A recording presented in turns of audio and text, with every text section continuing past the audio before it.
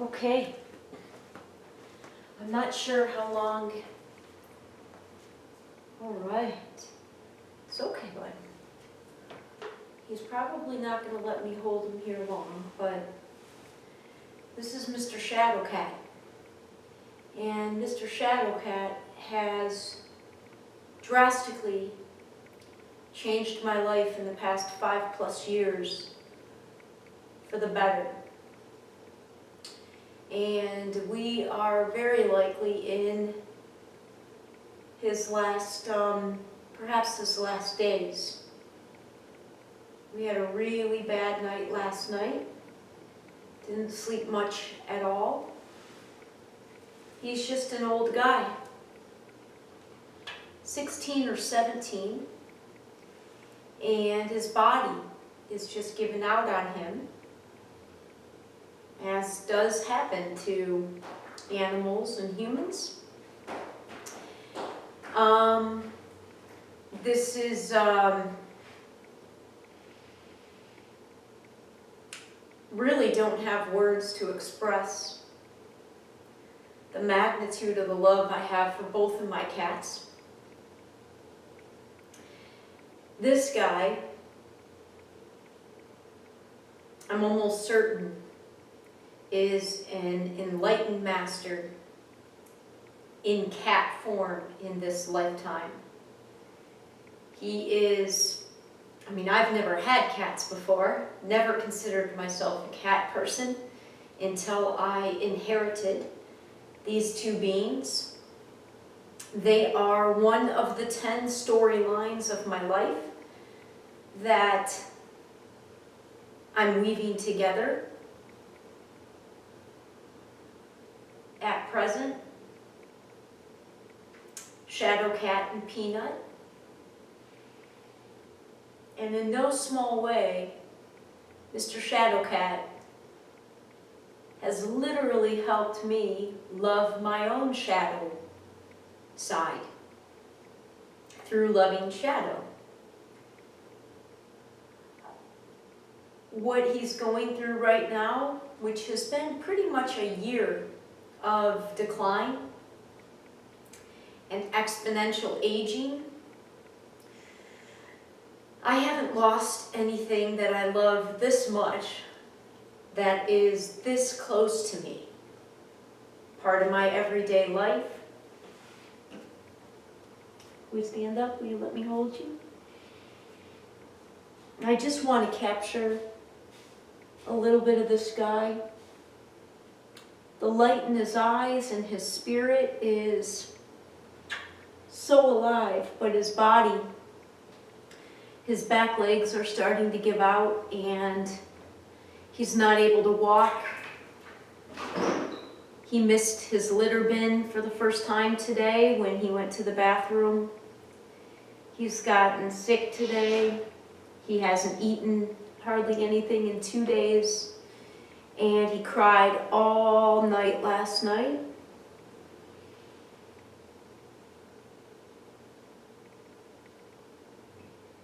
I'm as prepared as I can be to lose this being from my day-to-day world.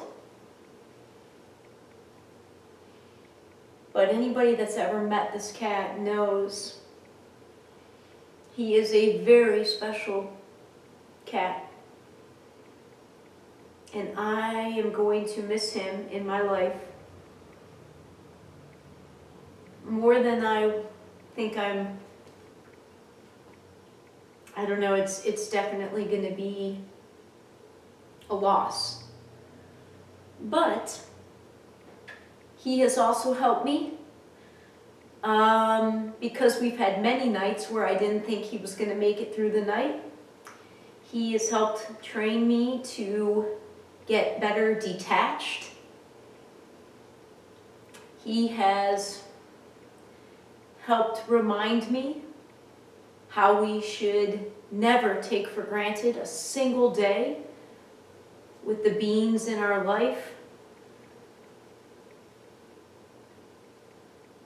that we love, and to value and treasure every single moment. I hate seeing him in pain. although I want to believe that it's more discomfort and frustration than pain because his body's giving out. But for somebody who doesn't have human children, caring for these two beings, especially him, he has had diabetes for just over 4 years, pancreatitis, recently was diagnosed with hypothyroidism, and I made the very hard decision to get him radiated for that because it was a 98% cure. It's not the decision I would have liked to have made, but the other option was just not really an option. And I do think that radiation on his sensitive little body was too much and may have put him fast in reaching the end of his life, which certainly is part of the experience of not feeling guilty and knowing I'm doing the best that I can. Right now, I just feel so helpless with him because he cries. It's worse at night, but he cries all day, and he goes in circles, and these back legs are just giving out. And like I said, I haven't been through this with a human, which I can't even imagine. But at least a human can tell you how they're feeling. With the four-leggeds, we don't really know. I am so grateful for this little guy. I just came from physical therapy where I'm not supposed to round, and I am rounding, but it's okay, it's okay, it's okay, it's okay. Hey, it's okay, it's okay, it's okay, it's okay.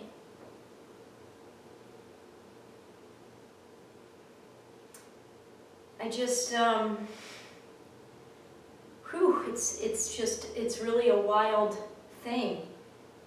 I find myself almost wishing that Spirit would, I have conversations with him and I let him know that Mommy will be okay, his original mommy will be okay, his sister will be okay, that he can let go. I don't want him in pain. We really don't want to euthanize them, or him, and let them go on their own terms when it's time, but boy, if he loses the ability to walk and he's starting to lose the ability to relieve himself, we just have to take it day by day, and it's such a strange thing to almost want him. I don't want him to pass and transition over, obviously. I want him to stay in my life as long as possible, but it's inevitable that his body's just giving out, and so we're in this funky, feels like just the transition. It's uncomfortable, clearly, for him, for me.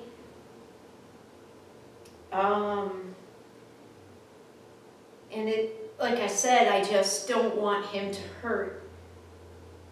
So I feel so strange asking Spirit to help give him permission and guide him over that rainbow bridge, because I feel so selfish, because it feels like it'll be easier just to get the initial loss over with, so I can begin,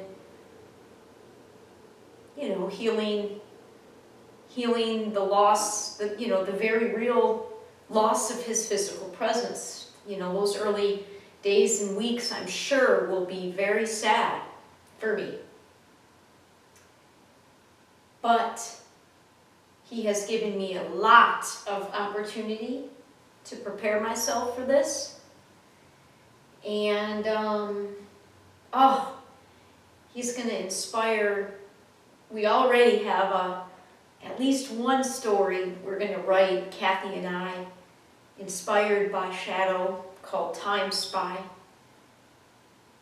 And I'm looking forward to having his energy guide me from the higher realms. And I just wanted to get, okay, I'll let you go. Okay, I'll let you go. Hang on. There you go. It's okay. It's all right. It's okay. I know. It's okay. It's okay. Wow, it's an experience that I am really just trying to be present with and to honor.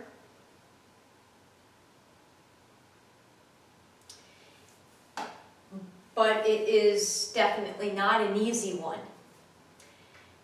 Made more complicated by the fact that it's so challenging in the world at present right now to be upbeat and positive and happy when there's so much struggle and pain going on in the world and so much shifting in terms of the entire consciousness of our species. And I had just last weekend kind of, I thought we got a little uptick in his health, and I didn't get my hopes up that we had months or years left, but I wanted to believe that maybe we had some weeks left. And then things took a turn a few days ago for the down again.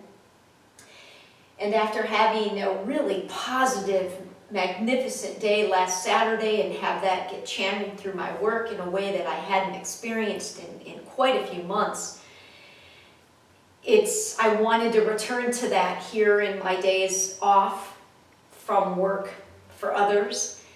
And instead it's being dominated really by guiding him and helping him in these limited ways that I can in this transition. So I just wanted to capture a little bit in the moment, especially when I feel I was able to better manage the emotional component of this. Because I'm certain, as much as I think I'm prepared, when it finally happens, I am sure I will be overwhelmed with emotion. I am, not trying to have a self-fulfilling prophecy, but my guess is that the next few nights are going to be challenging because I've not been able to get him to eat hardly anything the past 2 days. And if he doesn't eat, I can't give him his insulin shot. So, yeah. That's what we're focusing on right now, is really trying to handle the death process with as much grace as possible. The other thing that's interesting to note in my little neighborhood here, one of the reasons that I was drawn to take advantage of the opportunity when it was presented to me to buy this house, because I rented it for the first 4 years I was here, was because in my neighborhood there are so many people that have been here for multiple decades that have relationships with one another. That to me was very special and something that I hadn't experienced since I was a kid. And 2 of those couples, the wives, have lost their husbands. One lost her husband 4 months ago. She lives across the street from Kathy, so just a couple doors down, and is still understandably having a very, very hard time. And then just 3 or 4 days ago, we lost another neighbor who would have been 60 years old today. His name was Chuck. And Chuck was a local lawn guy. So I can't tell you how used to him passing, to having him pass by all the times I'd be working outside and he drove this red pickup and had his lawn equipment in the trailer behind him, and he did work all throughout our whole neighborhood area, and so he was always kind of in and out down the street, and they live right down the street as well. And he was diagnosed with lung cancer like 4 months ago, and clearly went really fast. And I wasn't super close to their family, but Kathy, who is very close to me, has been close to both of these families that lost the husbands. And so we've got a lot of death on Datura right now. At a time, springtime just started a couple of weeks ago, which is a time of rebirth. And arguably, at a time on our planet of massive, significant rebirth, death of an old way that needed to die, and the birthing process of the new earth, new ways. But in the interim, much like I'm experiencing with Mr. Shadowcat right now, is a tough transition. Lots of uncomfortable, lots of healing, because it brings up other losses that I've personally experienced in this life. This is a very, very different kind of loss, very close to this entity. And my personal belief is that as a planet, as a species, as a culture, we are in for a very rocky transition between the old way dying and the new way being birthed. I personally believe that this is the time for which I've been consciously preparing now for, going on a decade since my own personal awakening, and really going through that process as my primary job and focus, if you will, for the past 10 years.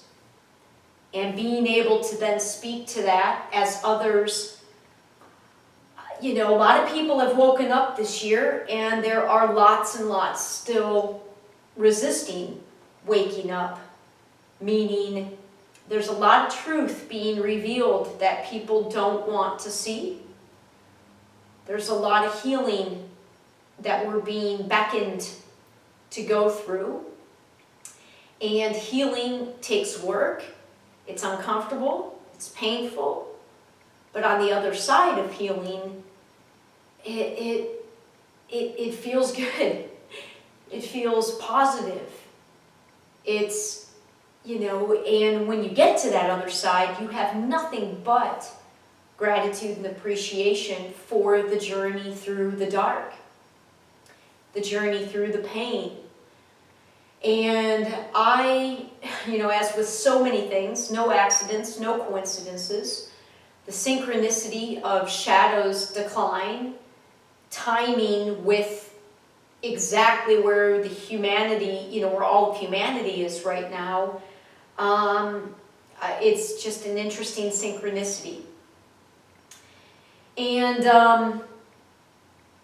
so certainly not the most eloquent of sharings, not the most upbeat or positive per se, but something I felt compelled to try to capture on camera, which, then I'll likely put this together and put on YouTube just to add to the Akashic records, to add to the human experience, to add for posterity, for release, for, I don't really know. Other than trying to share just a little bit of this very special cat's energy by simply introducing you to what will be inspiration for a lot of things, at least story-wise, in where I go down the road with some of the aspects of my work, especially the ideas that I already have in motion for some of the children's stories that I would like to write, and Kathy would be the illustrator for them. And he is definitely at the center of many of those ideas. And little Peanut, wherever she is, this hasn't been easy on her either. She is very sensitive, like her mother. It's funny, these cats are such a perfect balance in terms of representing aspects of myself. So this has been hard for her because I've had to give him so much attention this past year. So it's a challenge to try to nurture her and have conversations with her and try to talk with her and help her understand and accept what's going on in the energy dynamic of the home. And the other kicker is I haven't left town in 15 months, something like that. Longest I've ever not left town since owning them. And wouldn't you know it, that I am set to work a friend's race next week and to be gone for 2 nights, about 52 hours. And I'd be lying if I said I wouldn't be a hot mess if he hasn't passed by then. Because then I have to leave. It'll be very hard, certainly, to enjoy working this event, which I was kind of looking forward to. And being concerned about leaving Kathy with, the potentiality or the possibility of having to handle something if something does happen to him, imagining him being alone for 52 hours. I mean, Kathy will come by twice a day with them, maybe 3 times a day, but to imagine him alone at night is very hard. But the race world is such where it's pretty challenging to pull out at the last minute. I don't feel like I can do that to my girlfriend on this short of notice. So we have to take it day by day. I can't jump to next week now, but it's just, it's just very real situation that we're having to handle. And in the grand scheme of things, the death of my little pet, is not that big of a deal, but I've had a history of sort of always comparing. I mean, when you compare, and comparing is always generally not a good idea. And I know, I've always been very well aware that there are billions of people on this planet, billions and billions, that are way worse off than I ever am, even when I'm facing the worst things I've faced in this life. But you still have to honor what you're going through. I can't deny what I'm going through. This is very real in the present moment.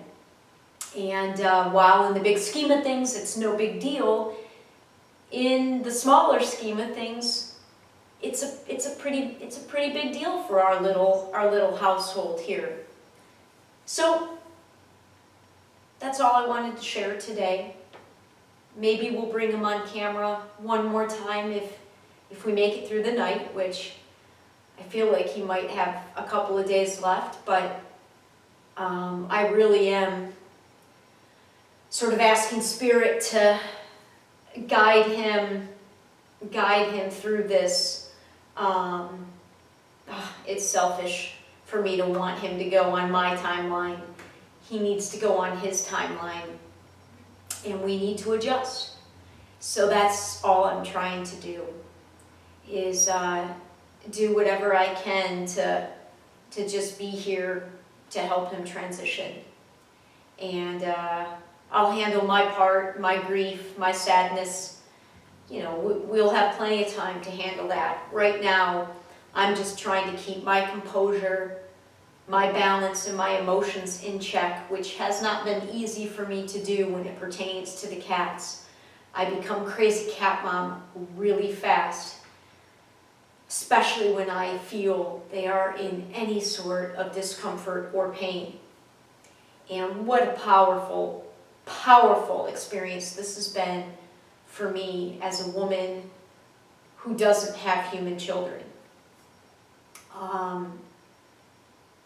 And I'm just nothing but grateful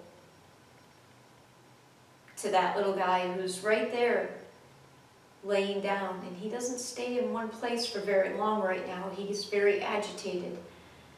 And Kathy used to say that she and the chief, her husband, Chief Little Summer, that he was a monitor, that Shadow Cat came to monitor, and specifically to monitor the ghost dancers. So, looks like his journey is coming to an end, and I'm just grateful to have been a part. Talk to you soon. It's okay, buddy. I know. I know.